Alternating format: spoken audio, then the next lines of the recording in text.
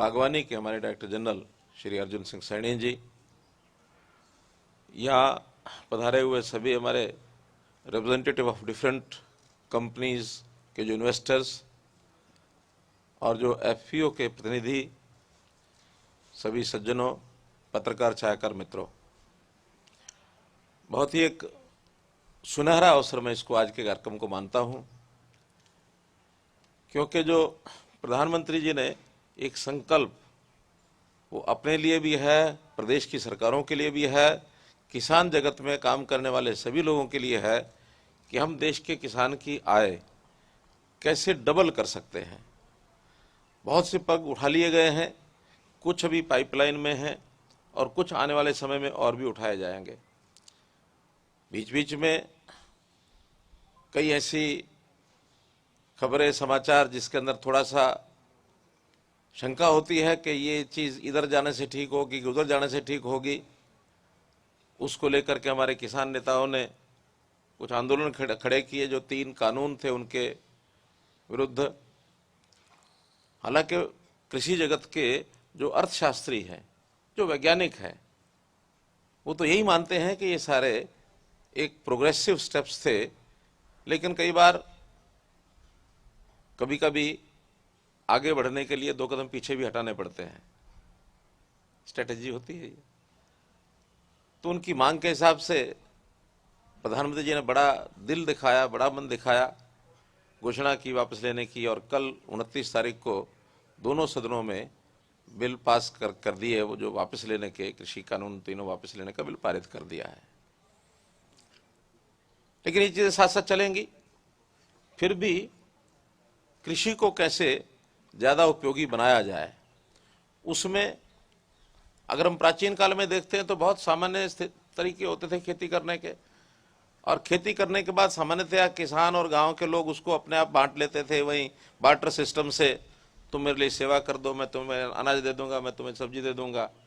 वो नाई को भी साल के बाद अनाज ही मिलता था, खाती को भी अनाज मिलता था, लोहार को भी अनाज मिलता था, धोबी को भी अनाज मिलता था, जूते गांठने वाले को भी अनाज मिलता था। वो पैसे का लेन देन बहुत कम होता था, बार्टर सिस्टम होता था। लेकिन जैसे जैसे दुनिया में प्रगति हुई, आर्थिक तौर पर हर एक चीज का मूल्यांकन किया जाने लगा, तब ये आर्थिक तंत्र ये मजबूत हुआ, जीवन यापन सरल बने। तो टर्म चल पड़ी ईज ऑफ लिविंग, तो इधर हम चल पड़े। ईज ऑफ लिविंग के साथ कॉस्टिंग जुड़ जाती है, तो रिडक्शन इन कॉस्ट, इसकी तरफ हम चले। टेक्नोलॉजी का भी हमने सहारा लिया है, और जो कोई टैलेंट किसी के पास है, किसी की क्षमता है, उस क्षमता का कैसे उपयोग हो सके, कैसे उसका विस्तार हम कर सकें, ज्यादा ज्यादा लोगों को लाभ कैसे हो, तो टैलेंट को भी हमने आगे फैलाना शुरू किया है। उन सारे विषयों में से अपने को आज का ये कार्यक्रम अगर समझना हो, तो सामान्य खेती करने वाला व्यक्ति, उसको बिक्री की भी बड़ी समस्या थी कि हम जो फूड के प्रोडक्ट में, फूड के रिलेटेड जितनी प्रोसेस है, उसको करने के लिए कंपनीज आगे आई हैं। मैं आभारी हूं, धन्यवाद करता हूं इन कंपनीज का कि इन्होंने इस सर्विस को देना शुरू किया है। इसमें से कॉस्ट भी कम होगी, इसमें से प्रोडक्ट की क्वालिटी भी अच्छी जाकर के मिलेगी खरीदार को, और किसान को घर बैठे उसका लाभ हो जाएगा कि हाँ, उसका प्रोडक्ट जो है वहीं उसको कैसे उसकी पैकिंग की जाए, कैसे उसको ठीक उसको प्रोसेसिंग की जाए। तो ये सारे काम साथ साथ चल गए। हर एक काम के लिए कुछ प्रोग्राम तय होते हैं, तो ये प्रोग्राम तय हुआ कि फार्मर्स की ऑर्गेनाइजेशंस बनाई जाएं, एफपीओस। तो एफपीओस का जो ये कल्पना बनी, हमने इसको 4-5 साल पहले शुरू किया था, 2016 में, शायद 2016 में शुरू किया। और मुझे खुशी है आज के 600 के लगभग एफपीओस बने हैं। लेकिन संतुष्टि नहीं है, खुशी है, संतुष्टि नहीं है। संतुष्टि इसलिए नहीं है कि अभी तो हमने 78,000 किसान जोड़े हैं इसमें, किसान तो 16 लाख हैं। एक एफपीओ के ऊपर ऑन एवरेज जो है मेंबरशिप 130 बनती है। बढ़ भी सकती, बढ़ाएं तो अब वही है, उसको विस्तार कैसे करना, इसको कैसे इसको ज़्यादा बड़ी संख्या में इसको सब लोगों को इसको दायरे में लाना। तो अभी हम बहुत छोटे दायरे में, थोड़े में, हमने टारगेट अभी 1000 रखा है 2022 का। 1000 कर लेंगे तो भी कुछ नहीं है। हमको लीप्स एंड बाउंड्स बढ़ना है, और बढ़ने के लिए हमारे जो कंस्ट्रेंट्स हैं उसमें बड़ा कंस्ट्रेंट होता फाइनेंशियल। क्या आखिर इसके लिए केंद्र भी सहायता करेगी, प्रदेश भी अपना पैसा लगाएगा, लेकिन सीमा तो हर एक चीज की है ना। तो मेरा आप लोगों से उसमें एक आग्रह है कि हम इस कंस्ट्रेंट को दूर करने के लिए अपने प्रोजेक्ट्स की कॉस्टिंग कैसे कम करें। अगर आप कॉस्टिंग कम करके और कोई प्रोडक्ट हमारे सामने लाएंगे तो मैं उसी हिसाब से इसको मल्टीप्लाई करने के लिए भी कह सकता हूं। अभी जब हमने 510 करोड़ की योजना बताई, और ये 510 करोड़ में पैक हाउस, एफपीओ सब मिला के है। हाँ, एक हजार जो भी है, पैकिंग, सॉर्टिंग, ग्रेडिंग। तो कितने पैक हाउस की योजना है ये? 1040। हाँ, तो 140, इसका मतलब ऑन एवरेज 3 करोड़ क्यों, 4 करोड़ से ऊपर बैठेगा। और भी हाँ, 3-3.5 करोड़। तो 3.5 करोड़ का ये प्रोजेक्ट। अब इसमें कहाँ कहाँ हम इसको कॉस्ट कटिंग कर सकते हैं, आप सोचिए। इस पर दुनिया चल रही है आज। हर नया जो रिसर्च और रिसर्च सेंटर बने हैं ना, उन रिसर्च सेंटर्स में यही चीजें उपयोग होती हैं कि हम इसको कैसे वायबल कैसे बना सकते हैं। और आज अगर 140 हैं तो 140 से तो काम नहीं चलेगा। इसकी संख्या क्यों नहीं इसको भी 500 तक ले जाए। सर वो 1000 की योजना अगले किस तक करने का है? लेकिन वो ये सहयोग करेंगे तब होगी। अगर इनका सहयोग नहीं मिला तो आगे नहीं बढ़ पाएंगे। किसान को लाभ कैसे ज्यादा हो सकता है, कॉस्ट उसकी कैसे कम पड़े, ये उसी का एक सिस्टम है, और काफी लाभ मिल भी रहे हैं किसानों को। तो ये सारी चीजें। फिर मार्केटिंग है। मार्केटिंग में सामान्य जो हमारी परंपरागत फसलें हैं, गेहूं है, चावल है, ये तो जगह जगह मंडियां हमारी बन गई। 108 मंडियां हैं हरियाणा में। लेकिन फल और सब्जी के लिए तो बहुत कम है। हमारी लोकल मंडियों में उतना ज्यादा किसान अगर पैदा करेगा तो वो धराशायी हो जाएगा, रेट ही कम हो जाएगा, बिकेगा ही नहीं। क्योंकि वहां खपत तो थोड़ी होती है स्थानीय मंडियों में, सब्जी मंडियों में। थोड़ा सा भी ज्यादा हुआ फिर सड़कों पर फेंकना पड़ेगा। हालांकि हमने किसान को भावांतर भरपाई योजना की एक स्कीम दी है कि आपकी जो कॉस्ट है वो जरूर आपको मिलेगी। कॉस्ट से कम कोई भी अगर बेच के आता भी है तो बेच आए, पैसा हमारे से ले ले। भावांतर भरपाई योजना में हमने सब्जियां, फल कितने डाले हैं इसमें? 19 प्रकार के फल और सब्जियां इसमें हमने कवर की है। और जब से हमने ये कवर किया तब से लोगों की चिंता खत्म हो गई है, और जितना वो अप्लाई करते हैं सिस्टम से उतना पैसा उनको दे भी देते हैं। लेकिन प्रोडक्शन ही ज्यादा बढ़ानी है तो लोकल मार्केट काम नहीं आएगी, और आने वाले 2 साल में वो खूब काम करने के लिए आगे बढ़ जाएगी। ऐसे ही हमने सेब की मंडी बनाई है यहाँ पिंजौर में, उसमें तो काम निर्माण भी शुरू हो चुका है। जल्दी वहां अपनी शुरू कर देंगे। एक मसाला मंडी हमने सोनीपत में बनाई है 16 एकड़ में, शायद प्रपोजल में एक प्रपोजल है उसका। उसका एक्सप्रेशन हमने फ्लोट कर दिया, संडे को अखबारों में हाँ, निकाल दिया। तो हाँ, मसाला पैदा करने वाले जो लोग हैं, यानी जो इस प्रकार के बीज, इस प्रकार के मसाले के जो आइटम्स होती हैं, प्रोडक्ट होते हैं, उसके लिए अलग से एक मंडी। ऐसे ही फ्लावर मंडी कहाँ, गुरुग्राम में, उसको भी बनाएंगे ताकि उस इलाके में फ्लावर जो होंगे वो एक जगह आकर के बिकें, और वहां से खरीदने वाले को, बेचने वाले को भी एक सिंगल पॉइंट मिल जाए। फिर हमारी दिल्ली की जो मार्केट है, दिल्ली, गुरुग्राम, फरीदाबाद, नोएडा, आपका गाजियाबाद, सोनीपत, जो एनसीआर के आसपास के सब शहर लगा लें, 4 करोड़ की आबादी है। तो इस 4 करोड़ की आबादी के लिए हमने आसपास के किसानों को सबको कहा है कि पेरी अर्बन एक स्कीम के अंतर्गत आपको भी सहायता देंगे।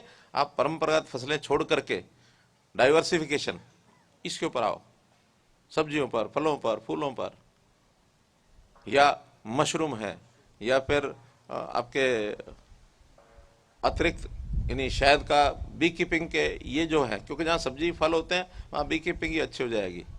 फिर फिशरीज, झज्जर का ये इलाका, भिवानी का जो इलाका, ये हमारा फिशरीज के लिए बहुत प्रोडक्टिव है। पानी उस टाइप का वहाँ है, सामान्य खेती में पानी जो काम नहीं आता वो मछलियों का उसमें अच्छा उत्पादन हो जाता है खारे पानी खारे पानी में। तो इस प्रकार से हर तरीके से किसान की अगर मजबूती होगी, उसकी आर्थिक व्यवस्था ठीक होगी, तो अपने आप बाजार भी ठीक होगा, व्यापारी भी ठीक होगा, इंडस्ट्री भी ठीक होगी, उसकी प्रोडक्ट्स की कंजम्पशन भी बढ़ेगी और हर आदमी को काम मिलेगा। हमने एक नई योजनाएं और भी बनाई हैं जो उसका एक उल्लेख करता हूं। सारे समाज की मैपिंग करनी शुरू की है।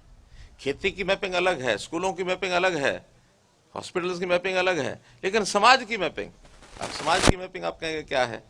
इसके लिए प्रोग्राम चलाया परिवार पहचान पत्र, कि हर परिवार का एक पहचान, उस परिवार के कितने सदस्य हैं, कौन पढ़ने वाले हैं, कौन काम करने वाले हैं, कौन वृद्ध हैं, कितनी महिलाएं पुरुष हैं, कौन उसमें तकलीफ वाले हैं और उनकी जरूरतें क्या हैं। जरूरत है उनकी इनकम के हिसाब से, उनकी इनकम कितनी है। तो आप मानेंगे नहीं, ऐसे ऐसे परिवार भी हैं जो साल में सिर्फ 20-25 हजार रुपये पर ही अपना गुजारा कर रहे हैं, 2-2.5 हजार रुपये महीना, इससे ज्यादा उनके पास नहीं है और ऊपर का तो कोई अंत ही नहीं है। हरियाणा में भी आज प्रभु की कृपा से अच्छे लोग सारे हो गए हैं।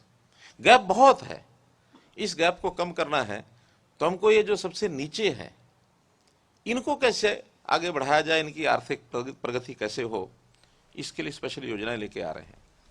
अंत्योदय योजना है, उसके लिए एक स्कीम शुरू की है, मुख्यमंत्री अंत्योदय परिवार उत्थान योजना, और संयोग से कल ही उस योजना का शुभारंभ हुआ है। उसमें मैंने क्या किया कि जो 1 लाख रुपए से नीचे के परिवार हैं, जिनकी इनकम 1 लाख रुपए से नीचे है, ऐसे परिवारों की 2 लाख रुपए कैसे कर सकते हैं। ये परिवार तो लगभग 3.5 लाख हैं, लेकिन अभी हमने उसमें से 1.5 लाख छांटे हैं, उनकी इनकम की वेरिफिकेशन चल रही है। तो उस 1.5 लाख के लोगों को कैंप्स लगा करके ब्लॉक केंद्रों पर, जिला केंद्रों पर बुलाकर, हमारे 7-8 डिपार्टमेंट हैं, उनके पास स्कीमें हैं बहुत, वो स्कीमें उनको देकर, और बैंक्स को हमने बुलाया, बैंक्स उन स्कीमों के आधार पर उनकी जो सहायता, लोन वगैरह करना वो कर सकते हैं। 16,000 रुपये इनकम होते ही 2 लाख से ऊपर चले जाएंगे। तो ऐसे परिवारों को अगर सहयोग करेंगे तो हमको भी उसका लाभ मिलेगा। हमें तो काम कराना, पैसा देना, लेकिन ये अतिरिक्त लाभ हो जाएगा कि गरीब आदमी को काम दिया हमने। एक गरीब आदमी को काम देने का भी हम लोग सोचें। जहां आप काम करते हैं वहीं के आसपास जो लोग मिलते हैं, वरना अभी तो क्या होता है, एक आदमी काम करता है, वही अपने बेटे को ले आता है, वही अपनी पत्नी को ले आता है, वही अपने भाई को ले आता है और वो काम में लगा लेता है। काम आपने तो करवा लिया, ठीक हो गया, लेकिन हमारा कहना है कि जो गरीब परिवार है, जिसके घर में एक भी काम करने वाला आदमी अभी नहीं है, जरा उनको पकड़ोगे तो, पंजाबी में कहावत है कि नाले पुण्य नाले फलियां। क्यों? फलियां यानी काम का वो तो मिलेगा ही लाभ, लेकिन पुण्य भी साथ मिलेगा। तो हम लोगों ने बहुत नई नई योजनाएं टेक्नोलॉजी के आधार पर चलाई हैं। उस सारे में कृषि संबंधी जो चीज़ें हैं वो भी आपको योजनाएं सारी हमारे कृषि मंत्री जी ने बताई हैं। मेरी फसल मेरा ब्यौरा ये हमने चलाया कि हर किसान खेत का वो जब बुआई करेगा तो बताएगा कि मैंने अपने इस एकड़ में ये बस फसल बोई है, ताकि उसकी बिक्री के समय, प्रोक्योरमेंट के समय उसका सारा वो उसकी चेन बना दी है, फ्रॉम फार्मर टू फूड। किसान ने क्या बोया और किसी के मुंह में जब तक गया नहीं वो, तब तक उसका सारा अकाउंटेबिलिटी रखी जाएगी। पीडीएस दुकान पे भी पहुंचेगा तब तक भी, पीडीएस दुकान से कंज्यूमर ले जाएगा तब तक भी, गोडाउन में भी कितना है, कितना खराब हो गया, कितना खराब नहीं होना चाहिए था, उसकी व्यवस्था करेंगे। क्योंकि आज इन सब व्यवस्थाओं को ठीक करना ये बहुत ज़रूरी है। तो हमने मेरी फसल मेरा ब्यौरा चलाया। ऐसे ही पानी की कंजम्पशन कम हो, इसमें भी जो सब्जी के ग्रोवर्स हैं और फ्रूट्स के ग्रोवर्स हैं, किसान खास करके एफपीओज जिन्होंने बनाए हैं, उनके लिए मेरा निवेदन है कि ऐसी फसलें जिसमें पानी कम लगे, क्योंकि हरियाणा में आगे चल करके पानी का संकट आने वाला है, काफ़ी जगह पर तो आ भी गया है। जितना पानी हम दोहन करते हैं जमीन में से, हर साल ऑन एवरेज 1 मीटर डाउन जा रहा है।